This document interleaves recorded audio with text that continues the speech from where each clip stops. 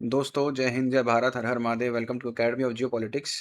तो आज का जो हमारा लाइव रहेगा वो बेसिकली रहेगा, अपडेट्स देनी है आपको ईरान वॉर के ऊपर और थोड़ी यूक्रेन और रशिया वॉर के ऊपर। बहुत वाइटल इन्फॉर्मेशंस आई हैं जो शायद मुझे लग रहा है कि शेयर करना ज़रूरी है। मेन स्ट्रीम मीडिया में आपको दिखेगी नहीं वो चीज़ें, तो मेरे को लगा कि आप लोगों को बताना ज़रूरी है कि एग्जैक्टली इस यूक्रेन और रशिया के वॉर के अंदर यूक्रेन के लोग कैसे रिएक्ट कर रहे हैं, जो ज़ेलेंस्की नई-नई चीज़ें कर रहा है उसको लेकर। तो आज की वीडियो काफ़ी इंटरेस्टिंग है और थोड़ी इन डेप्थ भी है। पसंद आए तो वीडियो को लाइक करें, चैनल सब्सक्राइब नहीं करा है तो चैनल को सब्सक्राइब कर लें। करते हैं आज की वीडियो की शुरुआत। तो दोस्तों, आज की हमारी जो वीडियो है बेसिकली स्लाइड बेस्ड है। स्लाइड्स हैं सारी और काफ़ी इंटरेस्टिंग स्लाइड्स हैं। ज़रूर देखिएगा एंड तक वीडियो। और ईरान वॉर का जो अपडेट है ना, वो बेसिकली मैं आपको अपडेट्स नहीं देने वाला हूँ ईरान वॉर के ऊपर। मैं आपको आज कुछ ऐसा बताने वाला हूँ कि बेसिकली मैं आपसे जो डिस्कस करना चाहता हूँ कि ईरान वॉर में अब ईरान का जो रिप्लाई है वो इतना डिसप्रोपोर्शनेट क्यों हो गया है। Disproportionate on the basis of कि जो जिस हिसाब से यूएसए रिप्लाई कर रहा है उस हिसाब से ईरान रिप्लाई नहीं कर रहा है इस वॉर में। सबसे पहली चीज़। दूसरी चीज़, माफ़ करना। दूसरी चीज़, जिस हिसाब से Iran starting of the war, first phase of war था, मैं बेसिकली उसको फर्स्ट फेज बोलता हूँ। उसके बाद सीज फायर हुआ, अभी सेकंड फेज चालू हो चुका है 8-9 दिन से जो चल रहा है। तो जो first phase of the war था उसमें जिस हिसाब से ईरान के रिप्लाईज थे, अब ईरान का इतना कम रिप्लाई क्यों आ रहा है, मैं वो सारी चीज़ें आपको बताने वाला हूँ। अपडेट्स मैं आपको नहीं देने वाला। अपडेट से किसी को कोई मतलब है नहीं, क्योंकि अपडेट्स हर जगह मिल रहे हैं। यहाँ पर ब्रिक्स न्यूज़ का ट्वीट आ रहा है कि ईरान कह रहा है कि अगर यूएस ने अब ग्राउंड इन्वेजन की करने की कोशिश करी तो ईरान सारे के सारे सोल्जर्स जो ग्राउंड इन्वेजन के लिए आएंगे उसको एलिमिनेट कर देगा at that very movement. If US launches a ground invasion it will be eliminated the movement it occurs. ऐसा ईरान कह रहा है।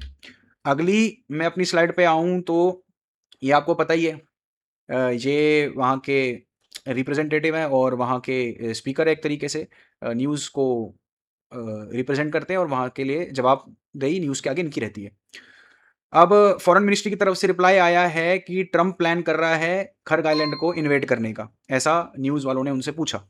तो इनकी तरफ से रिप्लाई आया है कि many people on Kharg Island are counting down the minutes to finally meet the American soldiers. इनका भी एग्जैक्टली वही रिप्लाई है कि जो ब्रिक्स की न्यूज़ की तरफ से अपडेट आई थी। ये कह रहे हैं कि जितने भी खर्ग आइलैंड में लोग हैं वो वेट कर रहे हैं, जैसे ही यूएसए की आर्मी खर्ग आइलैंड पे अपना कदम रखे हम अपना काम शुरू करें। ये फॉरेन मिनिस्ट्री की तरफ से रिप्लाई आया है। वो अपनी न्यूज़ को रिप्लाई दे रहे हैं इस बारे में। तो और आगे स्लाइड्स में एक बार देखता हूँ। अच्छा, ये दूसरा काम आ गया। अच्छा, तो अब मैं इसी पे थोड़ा बातचीत आपसे करना चाहूँगा। मेरा इस पे जो टेक है ना, इस पे मेरा जो टेक है वो बेसिकली ये है कि ईरान इतना डिस्प्रोपोर्शनेट चल रहा है, उसके 1-2 रीज़न्स हैं।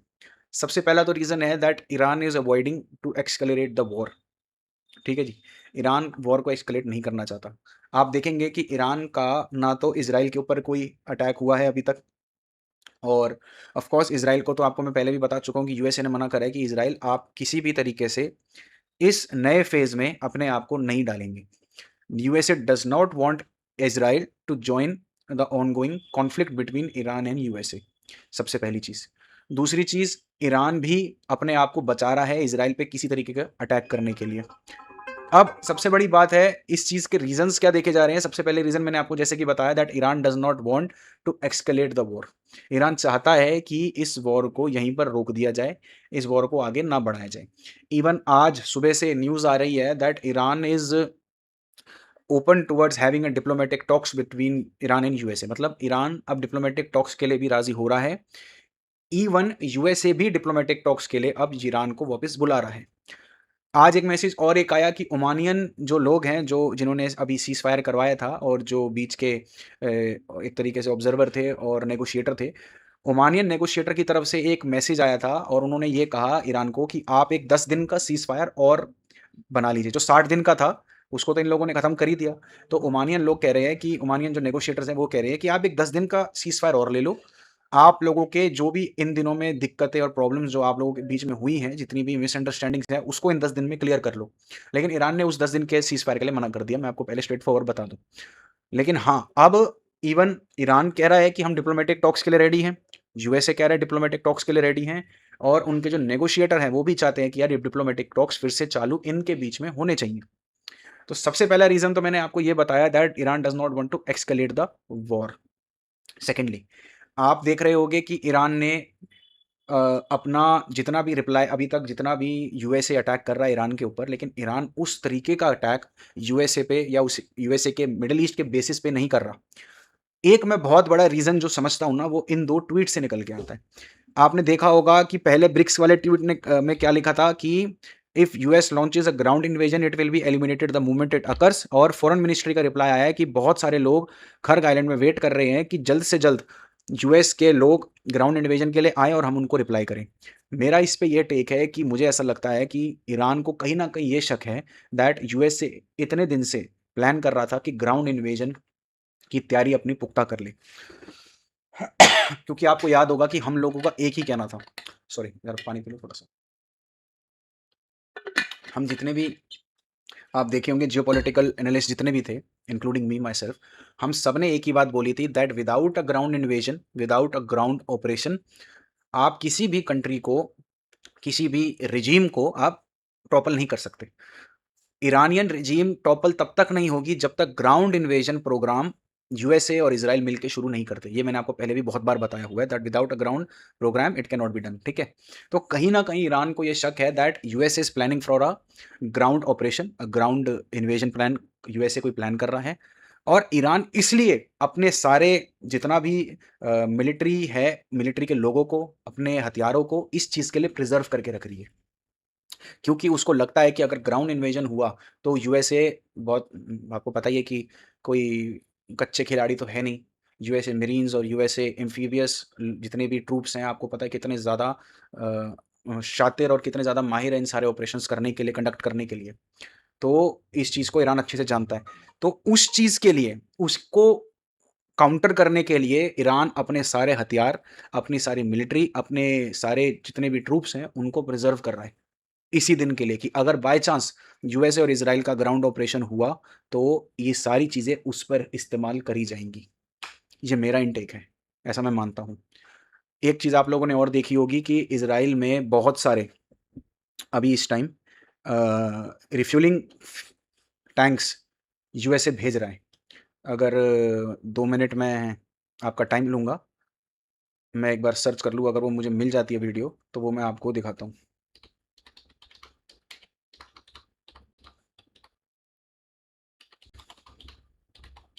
क्योंकि काफ़ी दिन से ये चीज़ भी खबर आ रही थी दैट आ गया, मेरे को मिल गया।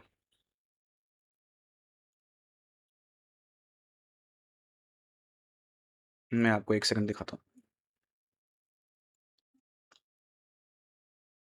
ये देखिए, ब्रिक the US is preparing for a significantly expanding military campaign against Iran, flooding Israel with dozens of additional refuelling tankers, turning Ben Gurion airport into forward base for expanded attacks on Iran, a move Tehran was warned will make Israel a direct target. Axios reports Washington has asked Israel to accept dozens more refueling aircraft, adding to the 30 already stationed there. Israel officials are reportedly concerned not just about concessions, but among the strategic risk, a larger US military footprint makes Israel a direct target. अब ये fight radar आपको पता है, आपको देखा ही होगा आप लोगों ने। फाइट रेडार है, देखिए ये जितना भी है ना, ये इसराइल का, ये रहा। यहाँ पर आप देखेंगे कितने सारे दर्जनों रिफ्यूलिंग हवाई जहाज यहाँ से आ रहे हैं और यहाँ से वापस जा रहे हैं। तो कहीं न कहीं इस चीज़ का अंदाज़ा इस ये 17 तारीख की ट्वीट है, और उसी के आसपास ये लोग कह रहे थे, देखिए। तो और उसी के आसपास इन लोगों का आ रहा था कि हो सकता है कि ग्राउंड इन्वेजन के लिए यूएसए और इजराइल मिलके काम कर रहे हैं। और मैं मानता हूँ इतना डिस्प्रपोर्शनेट रिप्लाई ईरान की तरफ से इसीलिए आ रहा है because Iran is really preserving it's energy, it's resources in everything, कि उसके लिए उसको पता है बहुत कुछ लगाना पड़ जाएगा। अगर ग्राउंड इन्वेजन हो गया तो आईआरजीसी को अपनी पूरी ताकत झोंकनी पड़ जाएगी, उनको रोकने के लिए। अभी ठीक है, ये लोग बोल रहे हैं कि हम वेट कर रहे हैं, आने दो ये और वो, लेकिन सबको पता है भाई, अगर यूएसए की मिलिट्री उतर गई किसी की ज़मीन पर तो वो रोंक के जाती है, ऐसे नहीं जाती। ठीक है, उनको कुछ मिले ना मिले, अफगानिस्तान से उनको कुछ नहीं मिला, वियतनाम से उनको कुछ नहीं मिला, लेकिन भाई साहब जिन कंट्री में वो गई थी बंजर ज़मीन बना दिया था, छोड़ा कुछ नहीं वहाँ पर। तो ईरान को भी इसी चीज़ का डर है। वैसे ईरान की इस टाइम इकोनॉमिकली कमर पूरी तरीके से टूटी हुई है, और अगर ये लोग और घुस गए और कहीं रिजीम इस चीज़ को प्रोटेक्ट ना कर पाई तो बहुत दिक्कत हो जाएगी। तो ये मेरा एक टेक है इस चीज़ को लेकर। अगली स्लाइड पे चलते हैं। यहाँ पर देखेंगे कि वीडियो सर्कुलेट हो रही है ऑनलाइन, जो शो करती है कि ईरान ने जो मिसाइल डाली थी जॉर्डन में, जिसकी वजह से 2 अमेरिकन सर्विसमैन की दुखद मृत्यु हो गई थी। मैं वीडियो तो ऑब्वियसली ये नहीं दिखाऊँगा। ये थी जॉर्डन पे अटैक करा था, जिसकी वजह से 2 मिलिट्री ऑफिशियल्स या सर्विसमैन्स ऑब्वियसली यूएसए के, वो शहीद हो गए थे। उसके ऊपर इनके प्रेसिडेंट का रिप्लाई आता है that US hit Iran again during overnight strikes in honour of the 3 American serviceman who died in recent days. 2 US troops were killed in Jordan as they defended against ballistic missiles and the drone attacks by Iran last week. इनकी बात सुन लीजिए क्या कह रहे हैं। Iran cannot have a nuclear weapon. Iran has been very, very badly damaged. They've lost everything almost militarily. They've got very little left. They've got some missiles. They've got some drones. They've got some manufacturing ability, not much. We control the Strait. They don't control anything. So we'll see what happens. But we hit them very hard again tonight. This is a far bigger job that we're doing. We were doing a little job in stopping them from having a certain capability. Now we're just ending it. So it's really not the same thing. What we're doing now is we're ending any chance where they could have a nuclear missile. If you look at it, after a week and a half, not 4 weeks, a week and a half, 2 weeks, we stopped them from probably, but I don't want to have the word probably. Thank you very much, everybody. अब ये कह रहा है कि भाई हमने तो उनको पूरी तरीके से डेसिमेट कर दिया, स्ट्रेट हमारे कंट्रोल में है, उनके ऑनर में मैंने फिर से अटैक करा है, बट इसको भाई को सिर्फ यही चीज़ समझ में आती है, इससे ज़्यादा मैं कुछ नहीं कहूँगा। अच्छा, मैं आपको ये चीज़ बता रहा था, ये देखिए, there have been multiple public signals from Iran's political class in last few days preparing the Iranians for renewed negotiations. The split between IRGC and Iran negotiation appears to be widening. ये मैं already आपसे बहुत बार discuss कर चुका हूँ कि Iran अभी 2 गुट में बटा हुआ है। पहला आईआरजीसी, दूसरा डिप्लोमेट्स है। डिप्लोमेट्स में वो सारे आ जाते हैं, जैसे इनके स्पीकर हो गए, जैसे इनके प्रेसिडेंट हो गए, या जैसे इनके फॉरेन मिनिस्टर हो गए, ये सारे डिप्लोमेट्स में ही आ जाते हैं। ये लोग चाहते हैं कि शांति हो जाए ईरान के अंदर, क्योंकि ईरान की वैसे भी आपको पता है इकोनॉमिकली हालत में ऑलरेडी बता चुका हूँ, बहुत ज़्यादा बुरी हो चुकी है। लेकिन आईआरजीसी इस बात को नहीं समझ रही। इस पे एक चीज़ मैं और बताऊं कि पता क्या, इसमें आईआरजीसी की गलती पता क्यों है? क्योंकि आईआरजीसी ना, उन्होंने अपनी आंखों पर एक पट्टी बांध ली है। उन्होंने इस बात पर पट्टी बांध ली है कि जितना भी डिसीजंस लिया जाएगा ईरान के अंदर, वो हमारे थ्रू लिया जाएगा, क्योंकि वो समझते हैं कि मुस्तफा खमेनी जो अभी सुप्रीम लीडर है, या पहले खमेनी रहे या उससे खोमेनी रहे, जितने भी ये लोग रहे, उनके डायरेक्ट अंडर आईआरजीसी आता था। तो उनके दिमाग में शुरू से ये था कि कभी अगर हमारे सुप्रीम लीडर ना हुए तो IRGC will be the sole decision maker in Iran, ऐसा उनको लगता था, क्योंकि वो उनको लगता था कि we are the one that are जो प्रोटेक्ट कर रही है इस रिजीम को। तो अब अगर आप देखोगे तो ये जो भी हो रहा था, आपका एमओयू साइन हुआ था, हमने ये चीज़ ऑलरेडी बताई हुई है कि इसमें यूएसए के फेवर में कुछ भी नहीं था, जितना भी था सब ईरान के फेवर में था। उसके बाद भी अगर आईआरजीसी इस हिसाब से रिएक्ट करे और ये बोले कि जितने भी डिप्लोमेट्स ने डिसीजंस लिए वो सब बेकार थे, तो यार इसमें तो कोई, हमको तो चीज़ समझ में आई नहीं ना। डिसीजंस बहुत अच्छे लिए गए थे, नेगोशिएशंस बहुत अच्छे से करी गई थी, और जितने भी सारे डिसीजंस लिए गए थे वो इन फेवर ऑफ ईरान थे।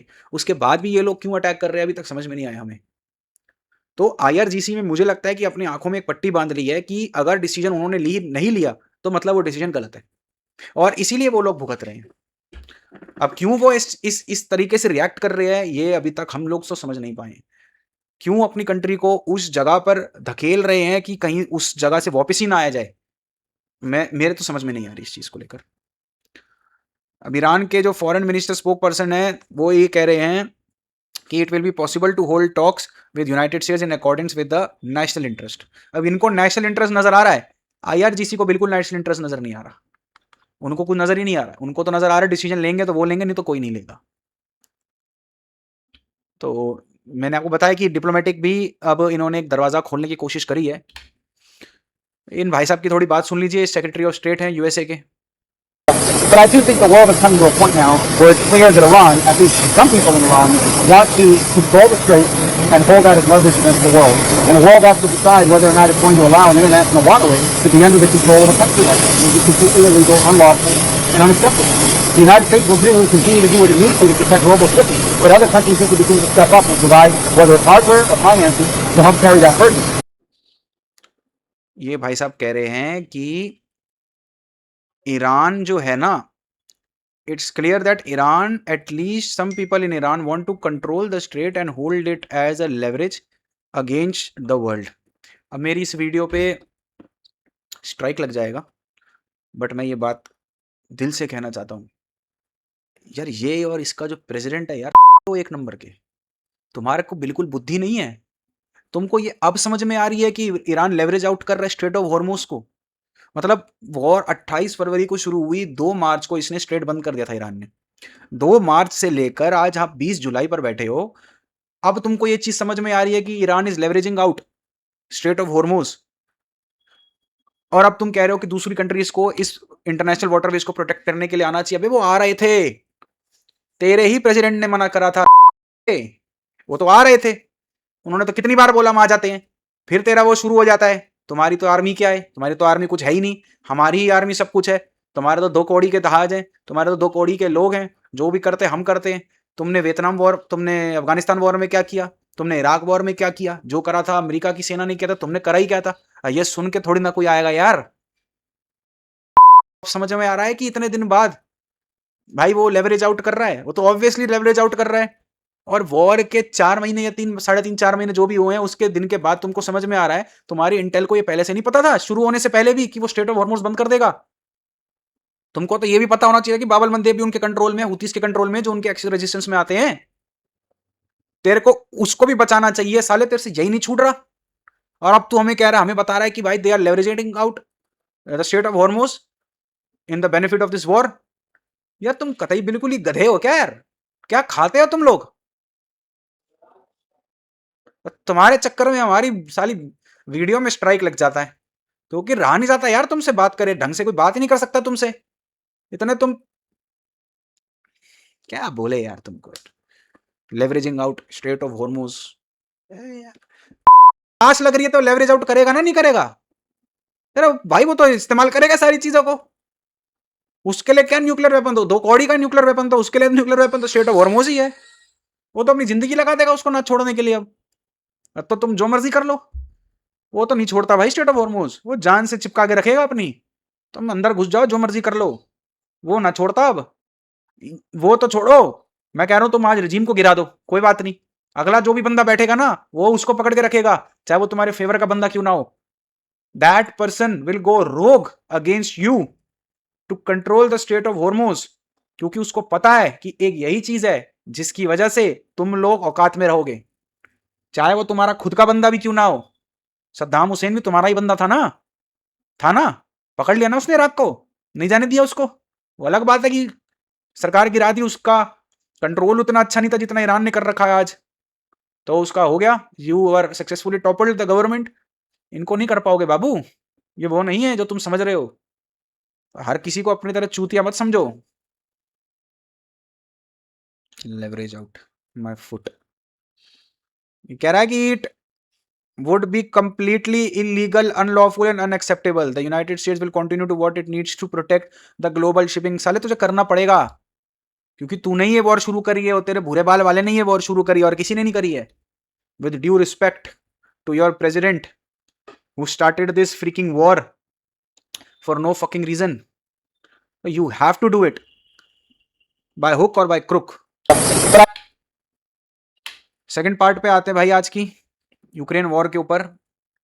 इसके ऊपर भी मैं कोई अपडेट नहीं देने वाला हूँ। अपडेट्स आपको नज़र आ रही है न्यूज़ में, आप जाके देख लीजिए, अपडेट देने का कोई मतलब नहीं है। लेकिन एक बहुत ज़रूरी चीज़ जो मुझे नज़र में आई वो ये थी कि everyone's afraid to die, struggle to recruit soldiers in Ukraine turns violent. अब एग्जैक्टली देखिए हो क्या रहा है, आप पहले उनको सुन लीजिए, फिर मैं आपको बताऊंगा। Why are Ukrainians attacking soldiers trying to draft men into the military? Tensions over military recruitment here in Ukraine have just exploded. There was a huge brawl in Lviv after a military patrol stopped a man to check his call-up papers and ended up under attack. An officer was injured, a military car was hit with bricks and then rolled. There have been similar violent scenes in Dnipro to the south and elsewhere. And earlier this year, a recruitment officer was even stabbed. So why is it happening? Well, after more than 4 years of all-out war and so many casualties, it is getting really hard to find people who actually want to fight. And when draft officers drag people off the streets, others get scared and get angry.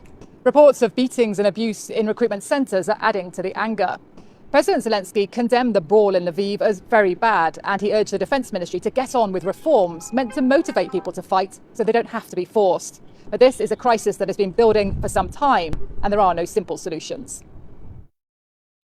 अब आप इसमें देख रहे होगे ये कह रहे हैं कि the country struggles to mobilise men to fight in the fifth draining years of Russia full invasion. It's not a topic people here discuss much where you are feeding Russian propaganda. अब ये कह रही है कि ना लोग भर्ती करना मुश्किल हो गया आर्मी में.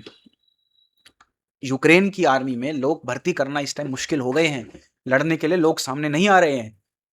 एक सोल्जर की तो अभी एक बात आई, एक सोल्जर कह रहा है कि मैं वॉर लड़ने गया और मैं बहुत ही साहस के साथ और बहुत ही शिद्दत के साथ कि that I am a proud Ukrainian army person.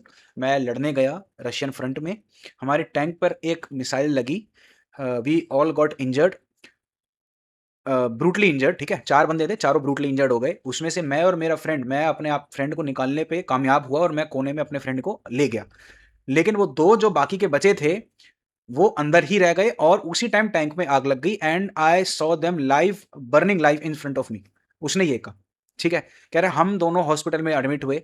अब हमारी जगह पर जो लगने वाले थे लोग, जो 4 हम सोल्जर हैं, हमारे जगह जो 4 बंदे और लगने वाले थे, अभी तक उसको रिफिल नहीं कर पाई है गवर्नमेंट या मिलिट्री पर्सन जो भी है, वो अभी तक उस जगह को रिफिल नहीं कर पाए हैं, उस पोजीशन को.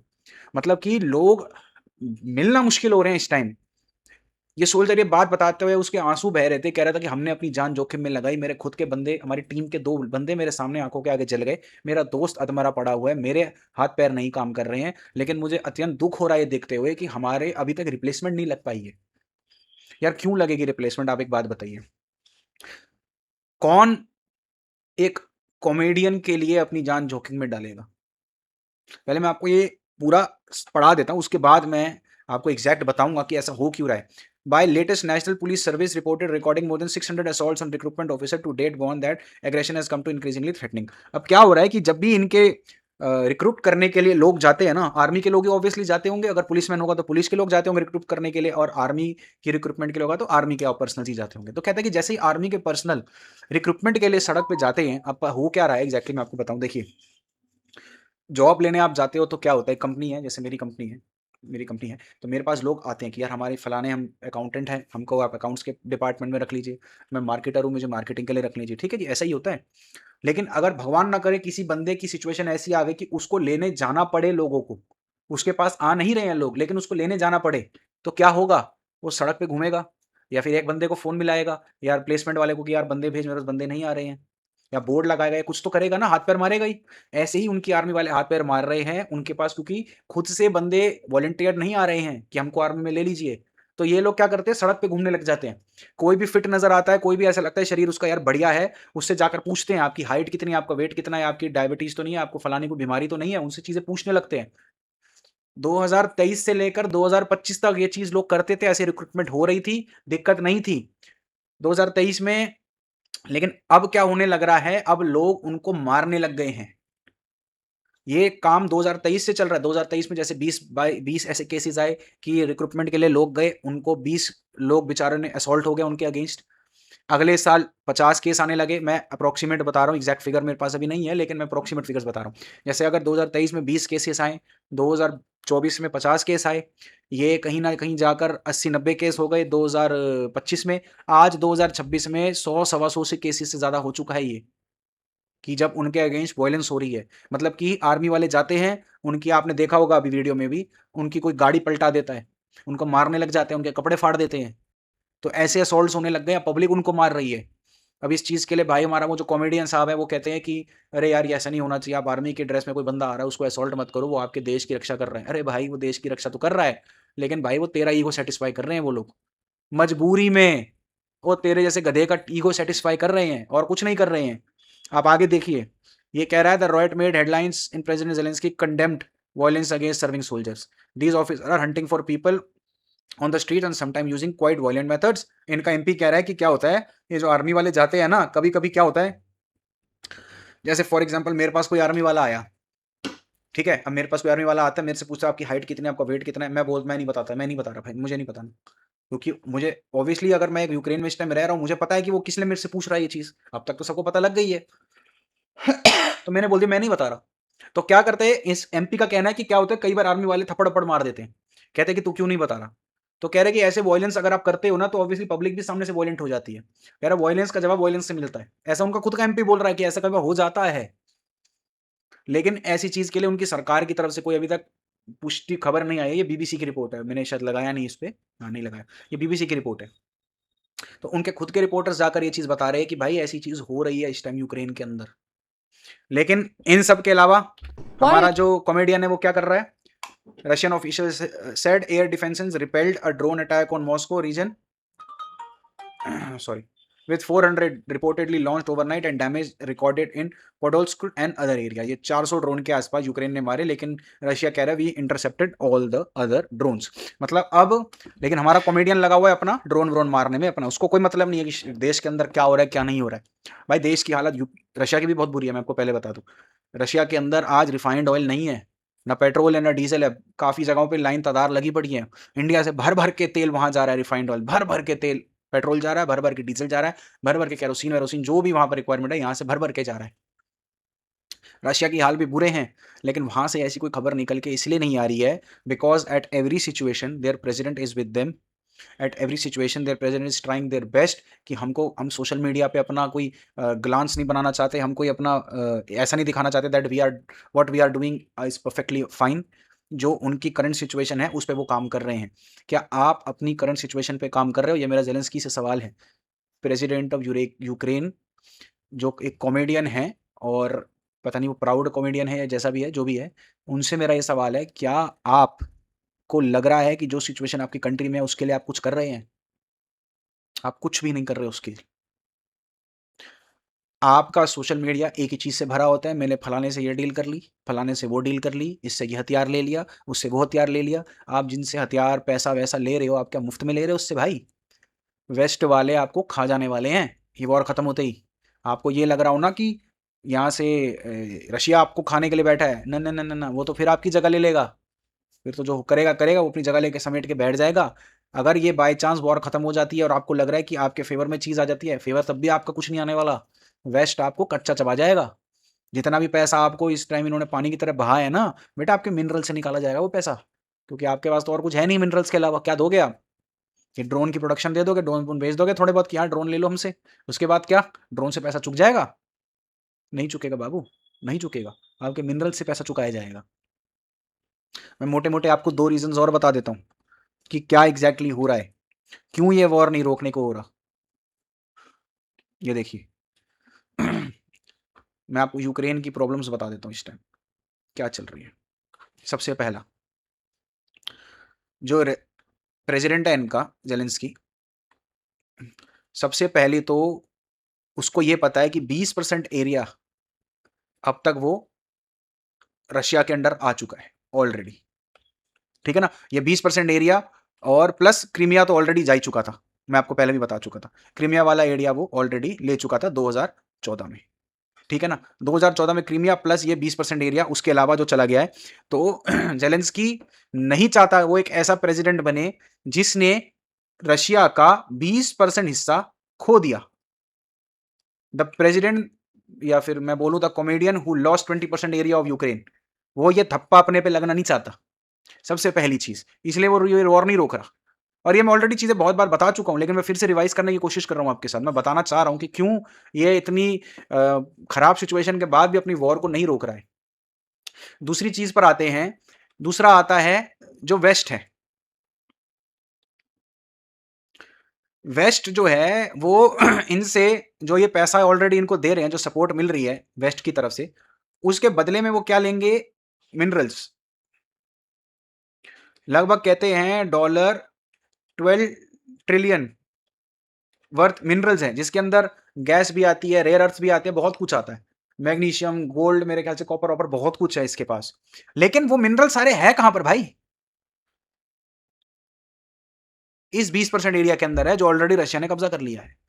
मैं 100% तो नहीं बोलूंगा, लेकिन आप मान के चलो इस 12 ट्रिलियन का 90-95% जो है वो सारा का सारा इसी 20% एरिया के अंदर है। तो अगर वो इसको छोड़ देगा तो भाई वेस्ट को क्या देगा ये? कुछ भी नहीं। तीसरा, इलेक्शंस। इलेक्शन यूक्रेन में क्यों रुके हुए हैं? Because of the war. अगर ये वॉर खत्म होती है, इलेक्शंस होता है और जेलेंस्की लूजेस ऑब्वियसली। कौन चुनेगा इसको? कोई नहीं चुनने वाला भाई। ये जेलेंस्की अच्छे से जानता है, तभी वो कह रहा है कि वॉर को जितना खींच सकता हूं मैं अच्छे से खींच लूं, वरना फिर मुझे मिलना नहीं है कुछ भी। मेरे को थोड़ी ना वो चुन के ले आएंगे वापस। कहीं उनको लगेगा 20% तो जा ही चुका है, ये साला 20 का और 40 ना कर दे। चौथा, मैंने आपको बताया 2014 में रशिया ने क्रीमिया लिया था और उसके बाद अटैक दूसरा किया 2022 में, फेब 2022 में आई गेस, है ना? तो ये हो गए 8 साल। 8 साल में रशिया ने अपने आप को बहुत तरीके से प्रिपेयर करा, क्योंकि रशिया ने ऑलरेडी पता था कि वो जैसा ही वॉर लड़ेगा, ये नाटो वाटो कंट्रीज आते हैं सारे आ जाएंगे मिलके, और यूएसए भी अच्छे से सपोर्ट करेगा इसको, और फिर मेरे को फायदा होने नहीं वाला। अब अगर आज ये वॉर खत्म हो जाती है तो रशिया जो है फुल स्केल इन्वेजन के लिए अपने आप को फिर से प्रिपेयर करना शुरू करेगा, और ये इनविटेबल है। पुतिन रहेगा तो फुल स्केल इन्वेजन के लिए लगेगा, और करीब उसका मानना है कि 5 से 7 साल बाद रशिया फिर आएगा। ये जितना भी सेटलमेंट कर लेगा, ये क्रीमिया जितना भी 20% एरिया ले लिया, क्रीमिया ले लिया, इन सबको सेटल वेटल कर कर अपने आप को रिप्लेनिश कर कर सब कुछ सही कर कर 5-7 साल बाद ये फुल इन्वेजन के लिए यूक्रेन के अंदर फिर आएगा।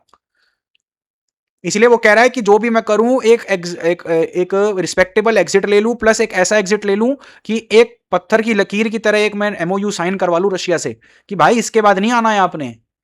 सबसे आखिरी पॉइंट, पांचवा, NATO membership cancels for ever.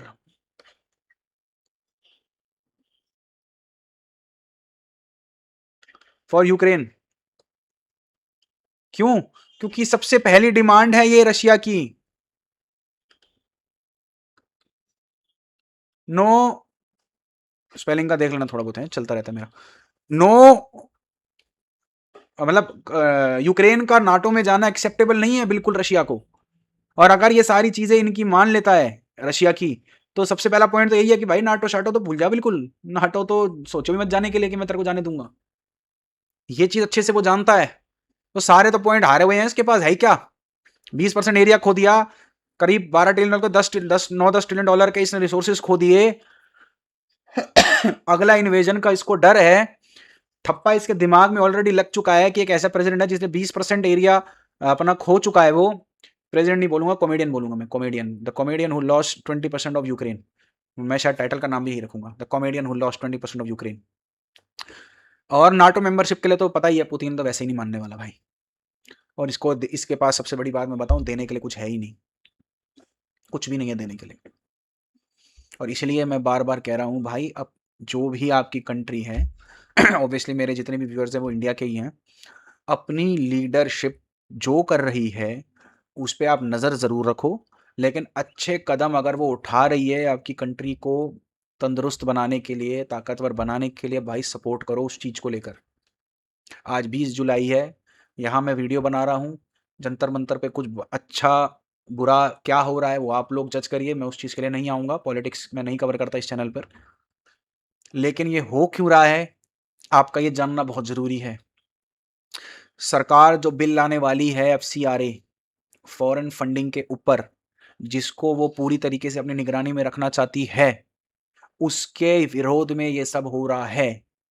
आप माने या ना माने, आप देखिए, आई एम एन एनालिस्ट, मेरा काम है डीप रूट चीज़ें निकालना और आपके सामने रखना, because I read a lot, I know how to connect the dots. या मेरी वीडियोस में देख रहे होगे कि मैं जो भी डॉट्स कनेक्ट करके देता हूँ, कोशिश मेरी रहती है कि मैं बिल्कुल ऐसी चीज़ आपको बताऊँ जो मेन स्ट्रीम मीडिया में आपको नहीं दिख रही, और ऐसी चीज़ बिल्कुल हटके रहती है मेरी, आपने देखा होगा। FCRA के विरोध में ये सब कुछ हो रहा है, इसके पीछे और कोई बड़ा कारण छोटा कारण कुछ भी नहीं है। जिसके नाम पर ये सब हो रहा है वो एक मुद्दा है, मैं मानता हूँ वो मुद्दा है, उस चीज़ के लिए मैंने भी आवाज़ उठाई है that education should be the biggest priority of any government, because उसी से ही आपकी कंट्री का फ्यूचर तय होता है कि आपका कंट्री का फ्यूचर कैसा होगा। क्योंकि हमारी कंट्री का फ्यूचर ब्राइट नहीं है, क्योंकि ऐसे गधे ही जंतर मंतर पे जाकर बैठे हैं। तो इसलिए मुझे लग रहा है ना कि हमारा फ्यूचर ब्राइट नहीं है। ऐसे गधे देखकर तो मुझे लगता है कि हाँ, हमारा फ्यूचर ब्राइट नहीं है। तो इसलिए डॉट कनेक्ट करिए, आपकी गवर्नमेंट क्या कर रही है उस पर नजर रखिए, उस पर डीप नॉलेज रखिए, पढ़िए, लिखिए, समझिए कि वो क्या कर रही है, क्यों कर रही है। ऐसा कोई बिल ला रही है तो क्यों ला रही है। अगर डीप नॉलेज में जाकर आपको लगता है कि नहीं यार ये तो गलत है, तब फिर आप आवाज जरूर उठाइए। लेकिन आप व्हाट्सएप यूनिवर्सिटी से पढ़कर अगर आप ऐसी चीजें बोलने लगेंगे तो कैसे काम चलेगा भाई, देश कैसे चलेगा फिर। Already we are living in a democracy. In a democracy we have to think about the welfare of 150 crore people. अगर हर किसी का वेलफेयर हमें देखना है तो सही डिसीजंस लिए जाएंगे, गलत डिसीजंस भी लिए जाएंगे। Not a big deal, it's not a big deal, but for every reason and every decision we cannot ask our government to resign. We cannot ask our government to resign. Whatever the present government has done for the past 12 years, it is more than what we have already expected from them. They have done many things right in their tenure, and they are doing many other things that are right for our future. आप उस चीज को समझिए। विरोध तब करिए जब आपको लगे कि विरोध करने लायक कोई चीज है। मैं मानता हूं मैं यूक्रेन के टॉपिक से उठकर सीधा अपने देश पे ले आया हूं, बहुत जल्दी ट्रांजिशन कर लिया है, लेकिन आप समझिए इस बात को। पढ़िए, लिखिए, समझिए क्यों हो रहा है, क्या हो रहा है, कौन इसके पीछे है, उसके बाद आप सवाल उठाएं। सही लगता है। ऐसे बेमतलब पर मोबाइल उठाकर इंस्टाग्राम की रीलें देखकर सवाल उठाएंगे तो भाई काम नहीं चलेगा। तो आज की वीडियो में मैंने आपको कवर करके ये बताया कि वाई ईरान इज, मतलब उसका रिप्लाई इतना डिस्प्रपोर्शनेट क्यों है, किस चीज़ के लिए ईरान अपनी एनर्जी को प्रिजर्व कर रहा है। दूसरा मैंने आपको ये बताया कि यूक्रेन में सोल्जर की भर्ती करने का एक बहुत बड़ा कारण क्या है और क्यों उनका प्रेसिडेंट इस वॉर को एंगेज खींचा क्यों जा रहा है उस अपनी वॉर को, क्यों उसको रोकने पे दिक्कत है, क्या दिक्कत है उसको। आशा करता हूँ अच्छे से आपको समझा पाया हूँगा। वीडियो पसंद आई तो वीडियो को लाइक करें, चैनल सब्सक्राइब नहीं करा है प्लीज़ चैनल को सब्सक्राइब कर लें और बेल आइकन हमारे चैनल का ज़रूर दबाएं। और वीडियो बहुत अच्छी लगते हो तो अपने परिजनों के साथ शेयर ज़रूर करें। और इनसाइड डेप्थ आर्टिकल्स पढ़ने के लिए हमारे चैनल या हमारे Twitter handle academy of geo politics को ज़रूर फॉलो करें, जिसका हैंडल नीचे हमारी स्लाइड पे लिखा भी हुआ है। एकेडमी ऑफ जियो पोल के नाम से हमारा ट्विटर हैंडल है। हम उस पर बहुत इन डेप्थ आर्टिकल्स डालते रहते हैं, ज़रूर पढ़ें उसको। हम जो भी बताते हैं इंडिया फर्स्ट लेंस से ही बताते हैं। मिलते हैं अपनी अगली वीडियो में, तब तक के लिए जय हिंद, जय भारत, हर हर महादेव।